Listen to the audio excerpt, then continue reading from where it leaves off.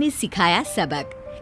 रीनू थी एक नंबर की आलसी, लेकिन शादी के बाद घर के सारे काम की जिम्मेदारी उस पर आ गई।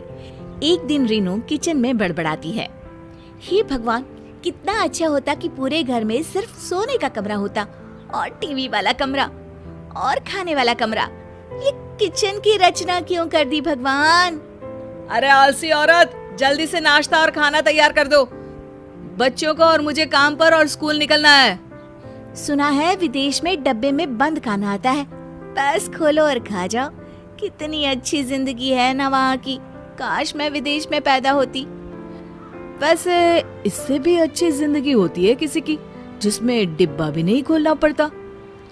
अच्छा, किसकी जल्दी बताओ ना, मैं तो फिर वहीं चली जाऊंगी। सतीश बाहर की ओर इशारा करके कहता है, जहाँ भैंस घास खा रही थी वो देखो, उसे कोई मेहनत नहीं करनी पड़ती, खुद का भी पेट भर रहा है और बच्चों का भी।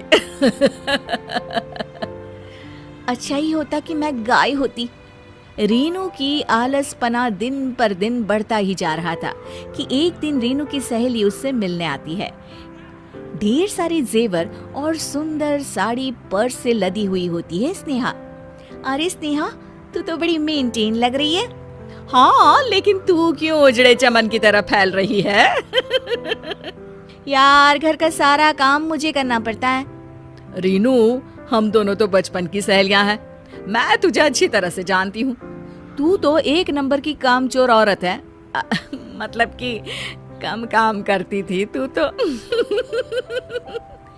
यार देख, मेरा तो हाल सभी को पता है। मुझे तो एक गिलास पानी भी खुद लेकर पीना अच्छा नहीं लगता। अच्छा होता अगर मेरी शादी ही नहीं हुई होती। अरे मेरे पास एक आइडिया है, तू घर के सारे काम के लिए काम वाली लगवा ले। खाना बनाना, बर्तन धोना और सारे काम वही करेगी और तू करेगी आराम। हाँ यार, बात तो सही है। अब स्नेहा के आइडिया से रीनू ने घर में काम वाली लगवा ली। एक दिन, मैडम पगार दो। पगार? अरे 1 महीने बाद आना। हो गया ना मैडम 1 महीना, अब क्या अगले साल आऊं क्या 1 महीना भी हो गया? आराम इतना मिला कि 1 महीना कैसे गुजर गया पता ही नहीं चला। रीनू अलमारी खोलती है, सामने बच्चे की फीस के पैसे पड़े होते हैं, वो उसे नौकरानी को दे देती है। अब फिर रीनू के दिन अच्छे से कटने लगते हैं कि तभी एक दिन चिंटू कहता है, माँ, आज मेरे स्कूल में इतनी बेइज्जती हुई। ओ बेबी, वेट, रानी जरा बाबा को जूस देना और मुझे कॉफी। बस करो मम्मी, दिन भर दिखावा करती रहती हो।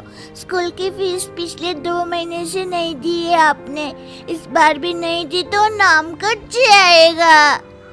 रीनू को याद आता है कि उसने तो वो पैसे काम वालियों में बांट दिए थे। वहीं एक दिन स्नेहा फिर रीनू के घर आती है। रीनू, चलो शॉपिंग पर चलते हैं, कितने दिन हो गए कोई नई ड्रेस नहीं खरीदी। ओह हाँ, श्योर। तभी रीनू को याद आता है कि जो थोड़े से पैसे बचे हैं उसे तो खाना बनाने वाले को देना है। रीनू के पास अब जरूरी काम के लिए भी पैसे नहीं बचते हैं कि तभी अचानक विश्व में महामारी फैल जाने के कारण लॉकडाउन हो जाता है। अरे रीनू, मैं अब ऑफिस का काम घर से ही करूंगा, क्योंकि महामारी के कारण पूरा देश लॉकडाउन में है। अब ना हम बाहर जाएंगे, ना ही हमारे घर में कोई दूसरा बाहर से आएगा, और हाँ, काम वाली भी नहीं। बस अब क्या था, 3 महीने के लॉकडाउन में ना कोई काम वाली घर आती है और ना ही रीनू किसी शॉपिंग के लिए जा पाती है। सामान भी उतना आता जितनी जरूरत होती। 3 महीने बाद जब लॉकडाउन खुलता है, स्नेहा सीधे रीनू के घर पहुंचती है। अरे रीनू, मैं शॉपिंग में जा रही थी, 3 महीने से एक रुमाल नहीं खरीदा, देख तू भी चलना है तो चल मेरे साथ। रीनू जल्दी से अपनी अलमारी खोलती है और देखती है कि ढेर सारे पैसे जमा है। वो मन में सोचती है कि अरे वाह, थोड़ा इसे काम खुद करके मैं कितने पैसे बचा सकती हूँ। वो स्नेहा के पास जाती है और कहती है, हाँ स्नेहा चल, मैं तो आज सोने की झुमके लूंगी। अरे लोगों को लॉकडाउन में पैसों की किल्लत हो गई और एक तू है जो सोने की झुमके लेने की बात कर रही है। ऐसा क्या खजाना लग गया है तेरे हाथ? अरे बहन, मेरे हाथ मेहनत का खजाना लग गया है। मेहनत का खजाना? ये क्या होता है? तू नहीं समझेगी, चल शॉपिंग पर। और दोनों निकल जाती हैं